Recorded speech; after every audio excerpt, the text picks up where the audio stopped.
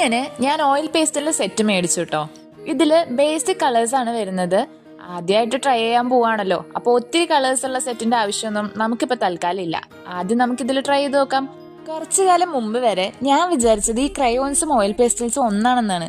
പിന്നെയാണ് മനസ്സിലായത് അത് അങ്ങനെയൊന്നും അല്ലാന്ന് കേട്ടോ. അപ്പോൾ എന്നെ പോലെ വിചാരിച്ചവരുണ്ടെന്നുണ്ടെങ്കിൽ കമന്റ് ചെയ്യാൻ മടിക്കണ്ട.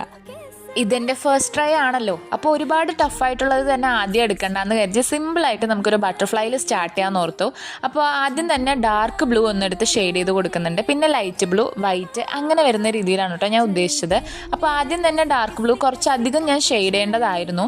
പിന്നെ ബ്ലെൻഡ് ചെയ്ത് വന്നപ്പോഴാണ് മനസ്സിലായത് ഡാർക്ക് ബ്ലൂ കുറച്ചും കൂടെ ഷെയ്ഡ് ചെയ്യുന്നതായിരിക്കും നല്ലതെന്ന്.